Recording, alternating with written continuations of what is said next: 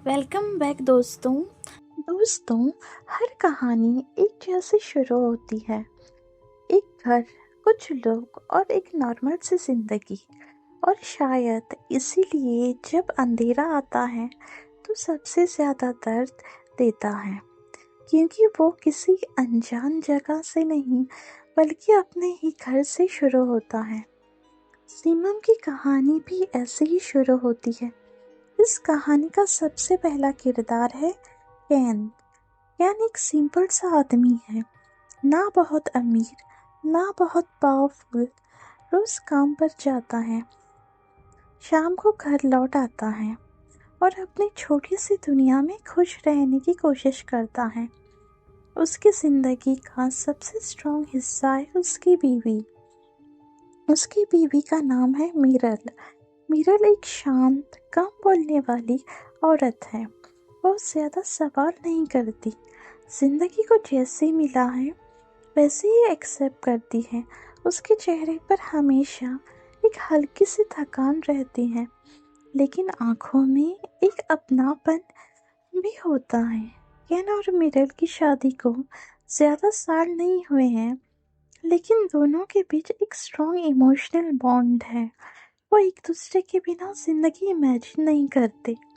उनका घर भी बिल्कुल नॉर्मल है, कोई हॉन्टेड हवेली नहीं, कोई पुराना बंगला नहीं।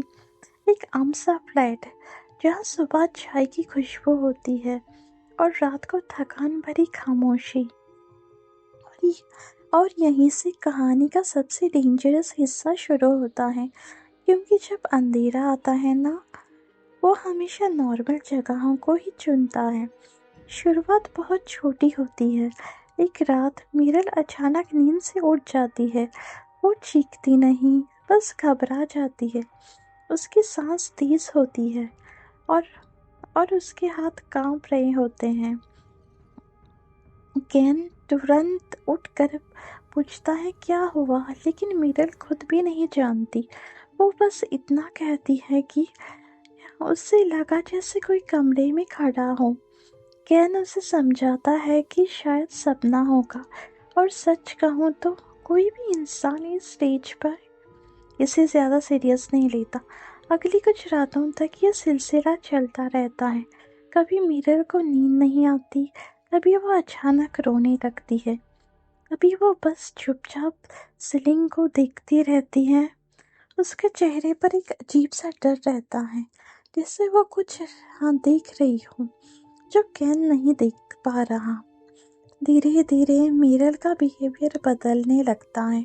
वो दिन के वक्त भी कर्टेन्स बंद रखती है और रोशनी पसंद नहीं करती। वो अकेली रहना चाहती है। कभी कभी कैन से बात करते हुए भी उसकी आंखें कहीं और होती हैं, जैसे वो सामने वाले को नहीं, अंदर किसी और को सुन रही हो। सबसे डिस्टर्बिंग पल तब आता है जब एक दिन कैन घर में कुरान चला देता है।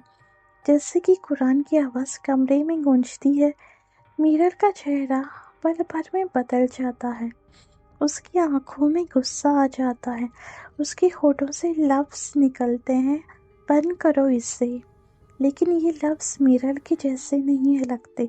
उसकी आवाज़ भरी है, गहरी है और बिल्कुल इंसानी नहीं लगती। यहीं पर कैन पहली बार सच में डर जाता है। वो महसूस करता है कि जो उसके सामने खड़ी है वो पूरी तरह मीरल नहीं है। कैन डॉक्टर्स के पास जाता है, हॉस्पिटल, टेस्ट, स्कैन्स, सब कुछ होता है। डॉक्टर्स बोलते हैं कि ये साइकोलॉजिकल प्रॉब्लम है, स्ट्रेस, डिप्रेशन, ट्रॉमा। लेकिन कैन का दिल नहीं मानता, क्योंकि जब हॉस्पिटल में भी कुरान की आवाज़ सुनते हैं, मीरल चिल्लाने लगती है, तो साइंस के जवाब खत्म हो जाते हैं। अब कहानी एक और डायरेक्शन लेती है। रात के वक्त घर का माहौल बदलने लगता है। लाइट्स फ्लिकर करती हैं, हवा भारी हो जाती है।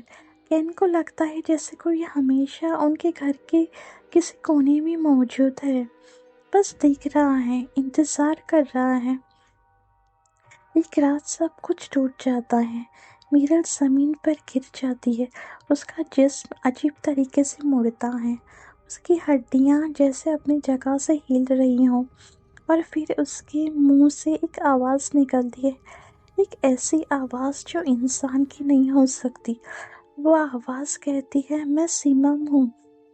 سیمم ایک ایسا جن جو اسلامک روایت کے مطابق جلتی ہوئی ہوا سے بنا ہوتا ہے، ایک ایسا جن جو صرف جسم پر نہیں روح پر قبضہ کرتا ہے۔ اور یہیں پر فلم ایک اور سچ سامنے لاتی ہے، یہ جن خود سے نہیں آیا، اسے کسی نے بھیجا ہے۔ پتہ چلتا ہے کہ ایک عورت جو کبھی کین سے محبت کرتی تھی، اس نے نفرت میں آ کر کالا جادو کا سہارا لیا، اس نے جن کو بلایا، اسے باندھا اور میرل کی جسم میں بھیج دیا۔ یعنی اصل گنہگار کوئی اور ہے، لیکن سزا میرل کو مل رہی ہے۔ آخر کین ایک اسلامک اسکالر کو بلاتا ہے۔ جب رقیہ شروع ہوتی ہے، کمرہ قرآن کی آواز سے بھر جاتا ہے، ہر آیت پر جن چیختا ہے، کبھی دھمکی دیتا ہے، کبھی جھوٹ بولتا ہے، کبھی میرل کی آواز میں بات کرتا ہے تاکہ کین کمزور پڑ جائے۔ یہ سین کا انٹینس ہے، لگتا ہی نہیں کہ یہ ایکٹنگ ہے، لگتا ہے جیسے آپ کسی ریئل ایگزورسزم کو دیکھ رہے ہوں۔ کین پوری طرح ٹوٹ جاتا ہے، وہ صرف ایک ہی دعا کرتا ہے کہ اللہ اس کی بیوی کو واپس کر دے۔ آخر ایک زور کا جھٹکا لگتا ہے، میرل بے ہوش ہو جاتی ہے۔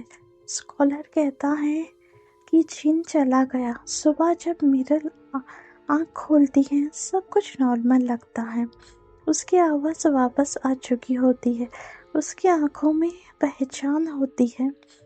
کین اس سے گلے لگا لیتا ہے جیسے اسے زندگی واپس مل گئی ہو۔ لیکن فلم یہی ختم نہیں ہوتی۔